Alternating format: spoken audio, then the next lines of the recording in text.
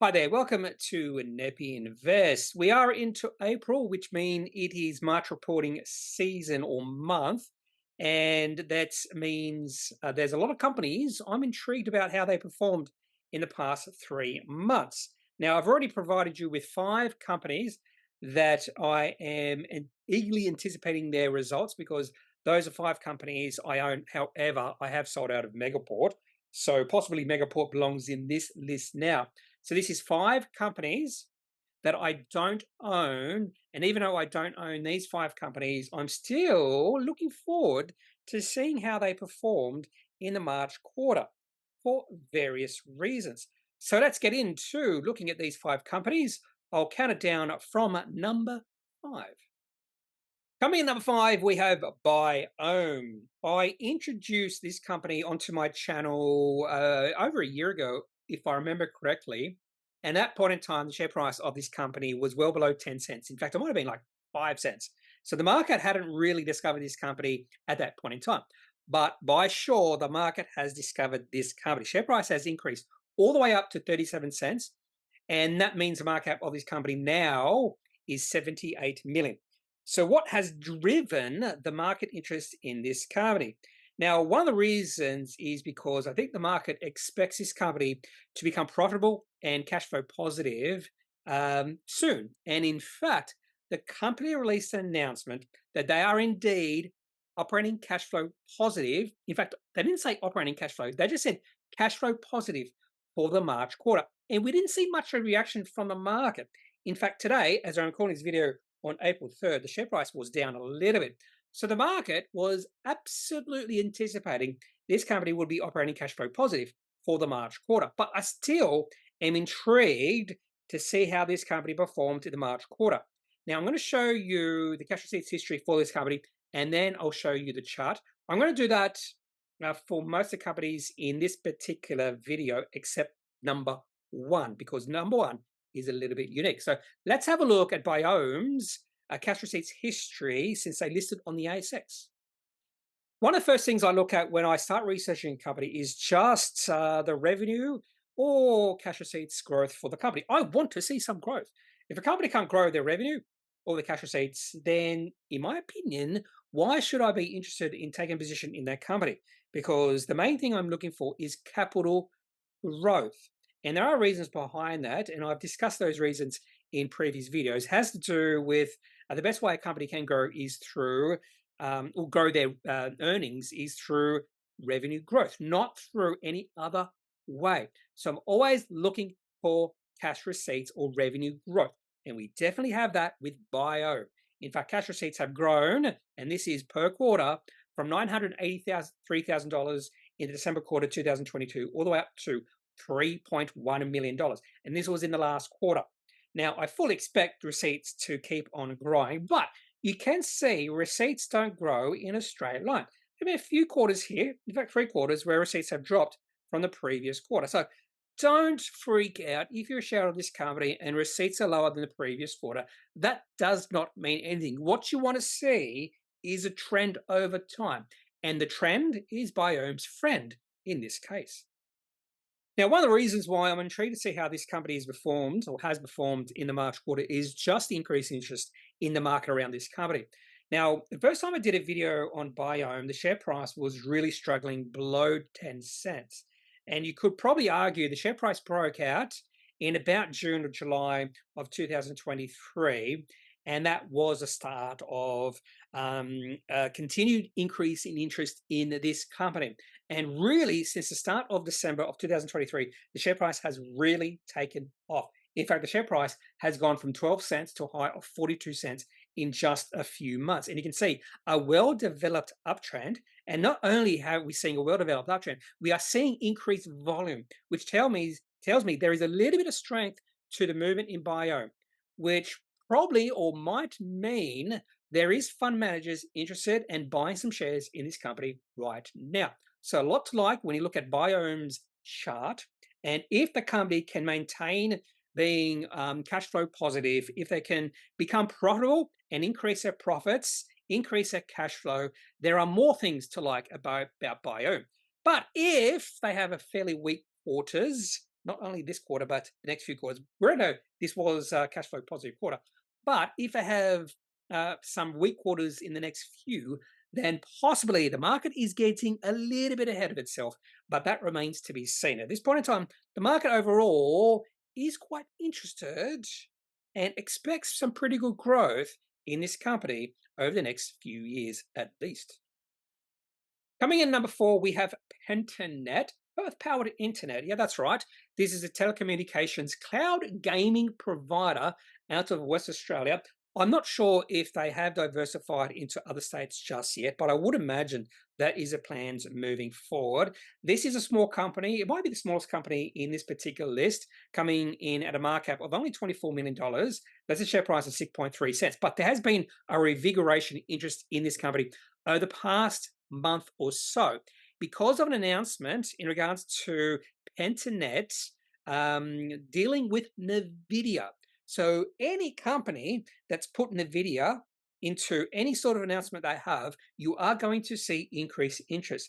And you'll be able to see that increased interest just by looking at the chart and focusing on volume. Now, I am interested in this space because about 15 years ago or so, 15 years ago, there were quite a few players within the telecommunications space, and most of those have now gone bye-bye because they were gobbled up by other companies. They merged, that sort of thing. We have TPG, but that's sort of like a new company, new leaders, that sort of thing, with David Teo now with Tours, which is an also interesting company. We have a lot of small companies within this space. Now, one of the largest ones that have come to the scene over the last few years is Aussie Broadband, and they are trying to acquire other companies. They're trying to acquire Superloop, but I'm not sure how that will go down. And then we have Superloop, which I'm interested in as well. Swoop, which is much smaller, a little bit bigger than Pentanet, and we have Pentanet. We have others as well, but I'll just focus on Swoop and Pentanet. Both of these companies are still cash flow negative and not quite profitable. But when they hit that inflection point, and I think both companies are quite close, these companies will become even more interesting. And there's also that potential that both companies will be bought out by one of the biggest or one of their biggest competitors. And that is definitely on the cards for both of these companies. And that's why Pentanet comes in number 4. The reason why Swoop doesn't come in is because they don't release any more Appendix 4Cs. As we focus on Pentanet's quarterly cash receipts history, this goes back to the March quarter 2021. Nice growth in receipts from 2.9 million to 5.2 million. Now, you might be a little bit worried. The receipts may have I was going to say trail off, not really trailing off, but they've hit a peak and now they're going sideways. And that's one of the reasons why I'm really interested in Pentanet, because if we see, or this company comes in with cash receipts below 5.4 million, that would be a little bit concerning. But if they can just increase their receipts just above 5.5 million, say 5.6 or 5.7 million, that would be quite encouraging that the growth in this company is still ongoing. And if they can show to the market and myself that they are continuing to grow cash receipts, there is a possibility that this company will be cash flow positive, if not in this quarter, the next following few quarters. And if they do become operating cash flow and free cash flow positive, this is definitely a company to put on your watch list. Now, all the companies within this particular list, this is probably the most unique chart because Pentanet is not in an uptrend right now. All the other 4 companies' charts look absolutely brilliant. Now, in fact, before this announcement with NVIDIA, about NVIDIA, the share price was in a well-defined downtrend. However, it was looking like maybe the company was forming, or the share price was forming a little bit of base, with the bottom of that base around about 4.5 to 5 cents. And then the company released this announcement. You can see that massive spike up in the share price about a month ago from when I recorded this video in early March. Massive volume came in. On that particular day, the share price rose. What did the share price rose? I probably should have looked at this before I recorded this video, but I just thinking about it right now. Share price on that particular day rose 80%, and the share price high on that day was 11 cents, and the share price closed at 9 cents. And then we saw a little bit of sell-off, And as we saw that little bit of sell off, the share price or the volume started to decrease. And that's a good sign. As the share price got towards 6 cents, we saw the volume really dry out.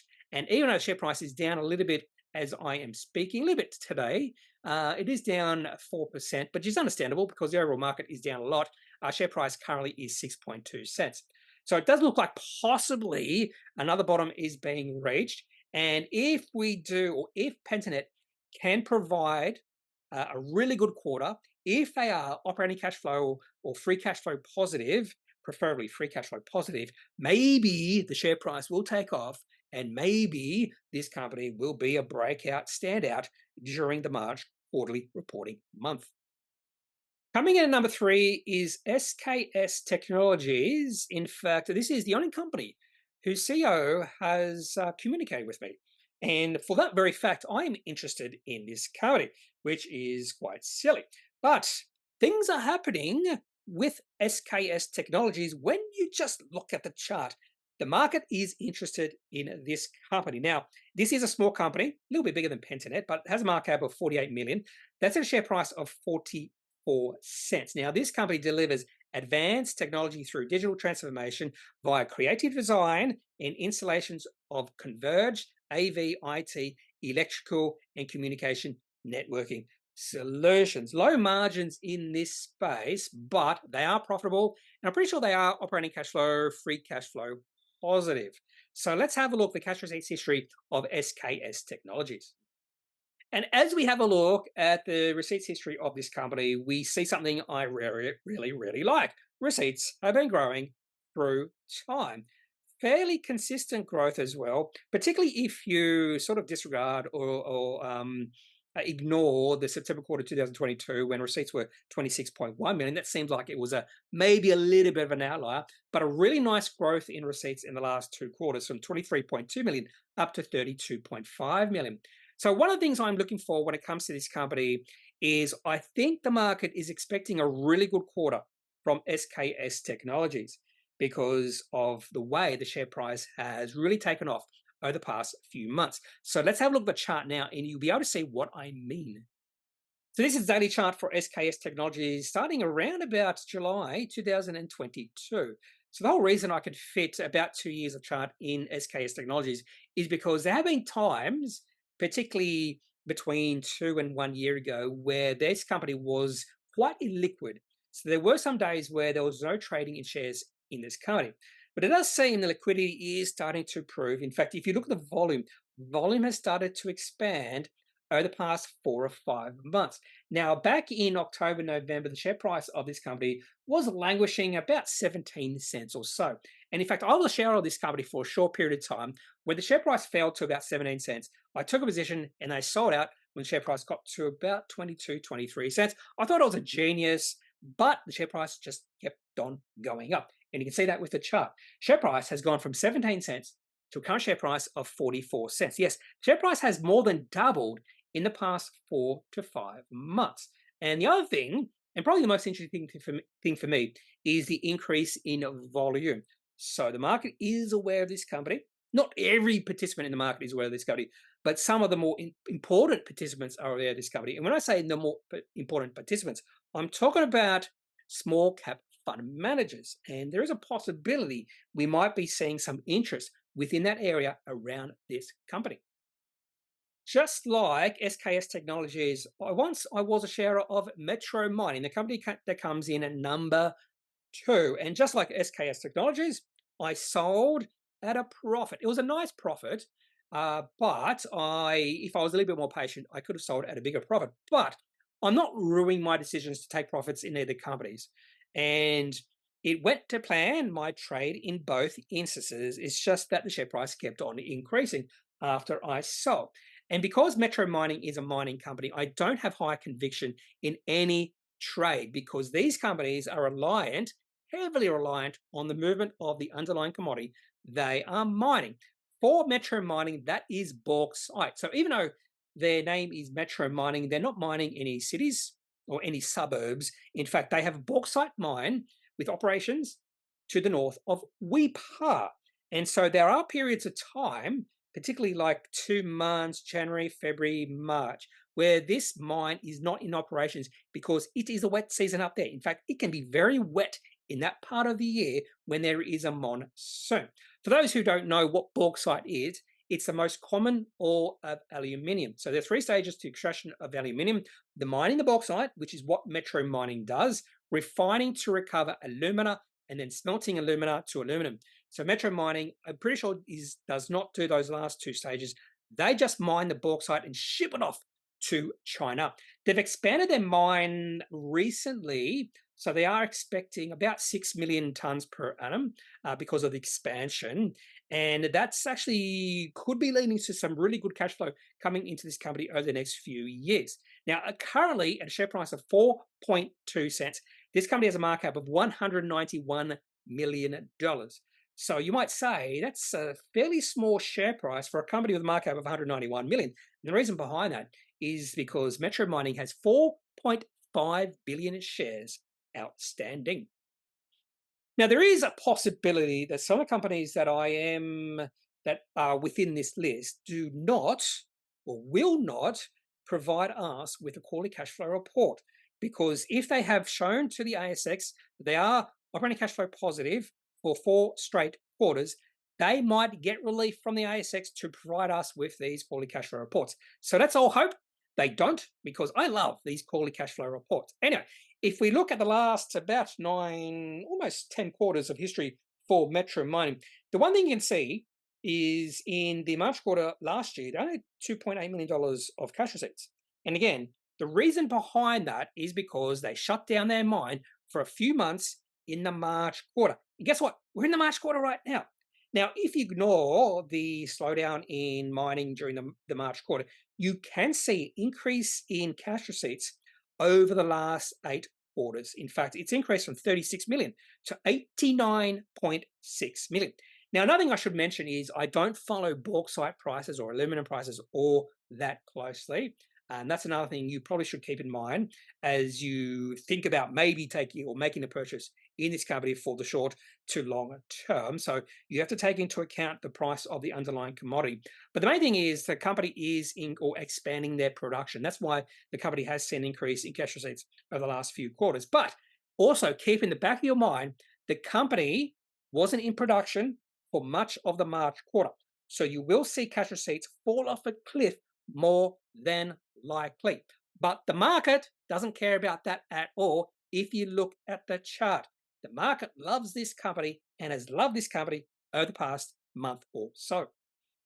So as we take a look at the daily chart from Metro Mining, the one thing you can see is the share price was grinding slowly higher from the start of this period, which was April 2023, all the way through to the beginning of 2024, just to grind higher. That was one of the reasons why I thought, well, I'm now in pretty good profits. I'll just take those profits. And I thought there was a possibility the share price would move down a little bit, but the share price kept on rising. So it sold about 30 cents, not 30 cents, 3 cents. I wish it was 30 cents. About 3 cents towards the end of February. And right now the share price of this company is around about 4.2 cents. So maybe I was a little bit too quick to hit the sell trigger. And we also have seen expansion in volume. So you might have noticed I've mentioned volume a few times.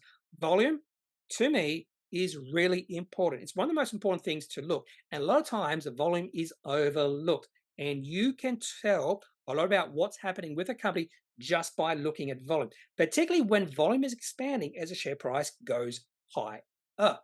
But I am expecting there is potential that these March quarter results for Metro Mining might disappoint the market. And I wouldn't be surprised to see the share price fall back below 3 cents if that does happen. Coming in number 1 with a bullet, we have Belleview Gold. And there was no doubt for me that this company would come in at number 1 because I'm absolutely intrigued by this company. Still not a shareholder, but I'm still intrigued by how this company is going to perform in the March quarter for various reasons. So before I go into those reasons, this is a gold producing company and they're just into production. In fact, if you go back to the December quarter, you'll see receipts. That was the first quarter where this company had receipts. Now, their project is in the Goldfields region of WA, And according to the company, it is one of the highest grade gold discoveries in the world and the highest grade gold development project in Australia. One of the other things that really intrigues me about Bellevue Gold is that the management have a bit of a Northern Star Resources flavor, with Darren Strawlow, who is the managing director and CEO, Bill Sterling and Luke Gleason and Guy Moore all worked with Northern Star Resources in the past. And the very fact that there is that flavor, or Northern Star's flavor, intrigues me as well. The other thing intrigues me, I'll talk about that in the next slide. So in this particular slide, and because this company has only been in production for 1 quarter, I'm not going to show you cash receipts history because there's only 1 quarter of history, and that quarter was the December quarter with $49 million of receipts. The company was operating cash flow positive by 23.4 million, was not free cash flow positive, however. But the thing that really intrigues me about this company is how much expansion in receipts this company is going to give us, and expansion in operating cash flow and free cash flow. The company will be operating cash flow positive and free cash flow positive in the March quarter. And I think the operating cash flow might be quite significant. The reason I say that is because of the graph on the right, the gold produced. So they go through each month, the gold produced up until February of this year. So 1.1 million ounces in October, up to 6.3 million in November, 8 million in December. So around about 15 million of ounces produced in the December quarter. And that amount of gold led to $49 million of receipts and $23.4 million of operating cash flow. In January, they ramped up production again to 10.5 million. And then in February, production increased further to 13.4 million, which was almost identical to the gold produced in the first 3 quarters, or the only 3 quarters of the December quarter. So already in the March quarter, the only first 2 months in the March quarter, this company produced about 24 million ounces of gold.